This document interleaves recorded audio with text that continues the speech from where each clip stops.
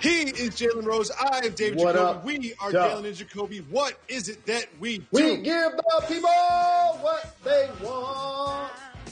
Jalen, who is joining us on the show? Bo Schembechler will be proud. We have a Michigan man through and through on the show today. So much so, Jacoby, he was born in Ann Arbor. And he just happens to be the head coach of my Michigan Wolverines, the #1 team in the country. Welcome to the program, Coach Jim Harbaugh. Thank you very much for joining us. Oh, the great Jalen Rose. Great to be on the show. You know, I love you and everything you've accomplished, and appreciate all the support you've given to our university and our football team. Honorary captain, got a big win. So it's great to see you in person or Coach, on Zoom. You were in the news. You were in the news recently for some of your comments about COVID. You said COVID is going to be part of our society and we're going to have to deal with it. What did you mean, and what has been the reaction? Yeah, what I meant was that that's a fact. COVID is a part of our society. What I meant was I want to be an advocate for student athletes, for football. I don't want to abdicate my responsibility. I want the responsibility of keeping them safe and educating our guys. And a lot like Dr. Fauci. He's made the comments recently. I mean, we've got to get back on track. Our economy, K through 12, he said, and number 3, he said sports. So that's the. And I think that was fairly reported. And I am an advocate for sports, for football. Well, we just learned that the Ivy League schools have postponed all fall sports. Do you think the Power 5 could do the same? Could, right? I mean, that's a possibility. We all understand that, and as I said yesterday too. I mean, if it becomes clear, obvious, that's the right thing to do. Everybody's going to be reasonable, including myself. Yeah, we can't play. It's easy to shut that. It's easy to stop. We've all seen how easy it is to stop something. But as far as the Ivy League, declaring that they're not going to play football, I don't see that right now. I don't understand why that would be a decision now. You still have time to learn things and understand things and determine whether what's the right thing to do come the fall. So that would be. I think the clear, simple choice is, keep preparing. We got guys that have been training their whole lives for this opportunity, and continue to do that. Continue to gather information, gather facts, and if it comes to a point where everybody can see it, this is we shouldn't be playing football or any other sport, and that's not the best interest for our kids. Then everybody be reasonable and understand that you can't do it. Coach, I was really proud in the era of social unrest and a lot of high-profile people, especially whites, who are in position to let their voice either be loud or silent. You were somebody that not only marched in protest, but continued to be an advocate for the Black Lives Matter movement.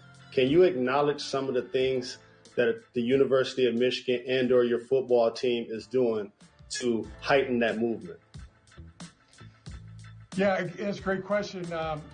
We understand right now that arguably this is going to be the most stressful time for student athletes that they've ever faced. But they still have workout stress. They still have academic stress. There's personal stress and social issues stress that is affecting our country and the world and COVID-19 pandemic. So, our strategy here at the University of Michigan and our football program is support.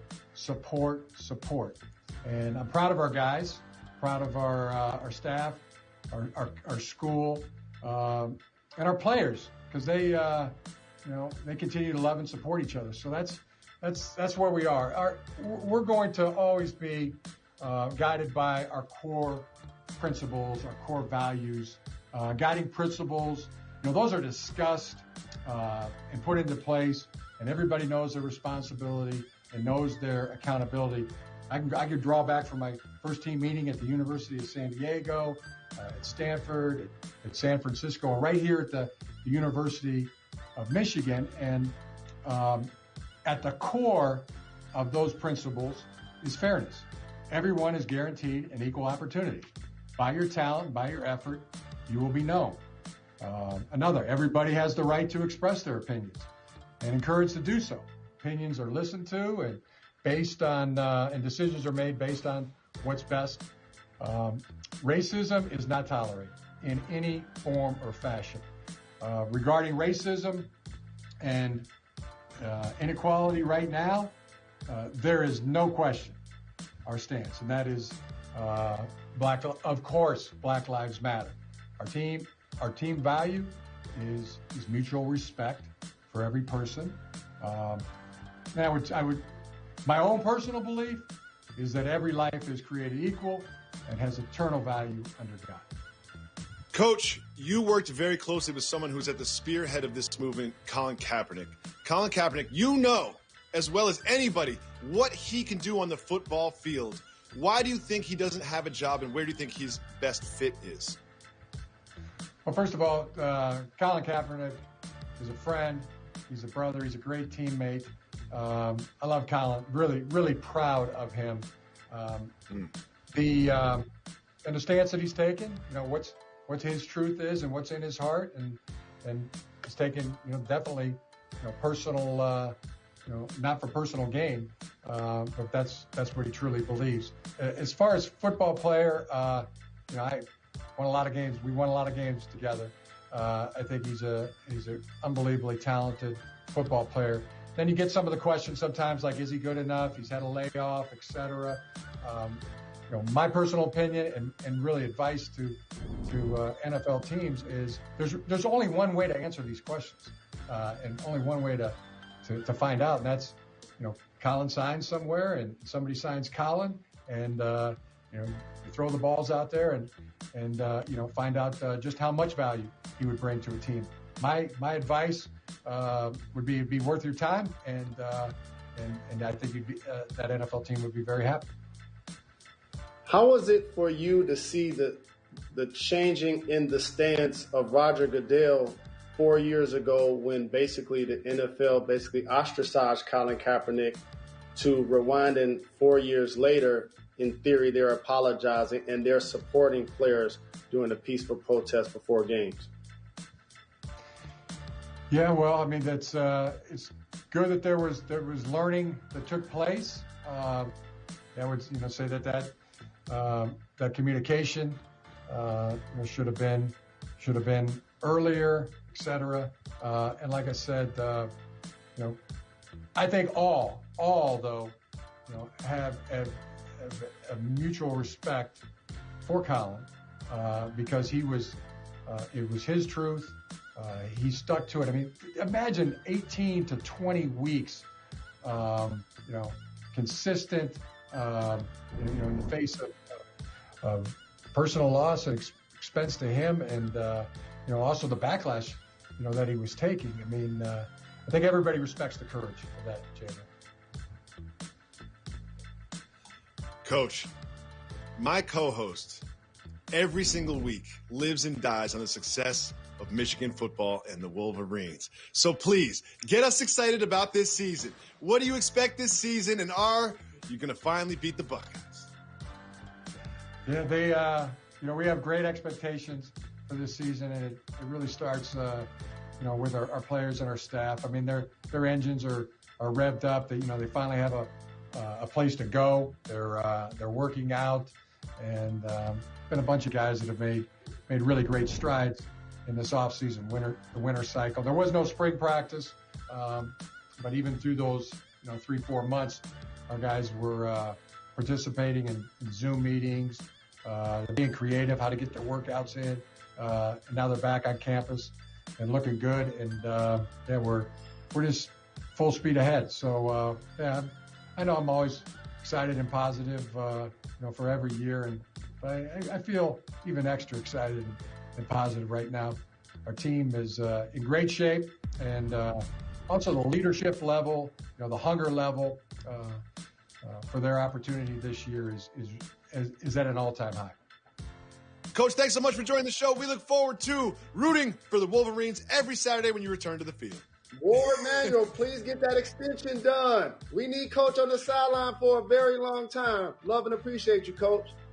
Thanks so Jalen. It's happening. It's happening. We got bigger fish to fry right now with getting our players trained and keeping them healthy. But I'm sure we're going to get Hail to the victors. If you want to discuss the topic, you say hit the brakes. Woo. If not, me, you and Method Man jump in the minivan and keep it moving. We start with a NBA basketball team has finally signed Jamal Crawford. Keep moving or hit the brakes. This should have been happened. I'm happy for little bro. He going to do work in the bubble. It's only right. His last game, he had 50-plus points. Keep it moving for now. He going to make more headlines. We keep it moving. Shout out to J.R. Smith, too. I'm glad he's back in the game. Tom Brady and TB12 took a big PR hit today. Want to know why? Keep moving or hit the brakes. And shout out to Michael Beasley back in the league. Hit the brakes. TB12, Tom Brady's business, got one of those PPP loans, a minimum of $350,000 and a maximum of $1 million. One would think that between the income of Tom Brady and Gisele Bündchen, they would be able to keep TB12 alive without a loan. What do you think, Jalen? I think if you look down at the breakup of the people who received those loans, it's unfortunate that the black and brown people really came up short of that distribution. Moving on. Our guy, Raheem Mostert, who we call Mozart, wants a trade from the Super Bowl. I don't know if I was doing the wrong instrument. I was doing this. Maybe I should be playing the piano. Hit the brakes. There you go. Hit the brakes. Raheem Mostert has the leading rusher on the NFC Championship team, 49ers, said he wants a trade. You don't see this a lot from teams this successful. What do you think? This is what happens in a salary cap sport, Jacoby. And you start to realize that the engine moves as well as all of his cogs. And then one of those people aren't being paid properly. And that person says, you need to take care of me right now, which affects our long-term success.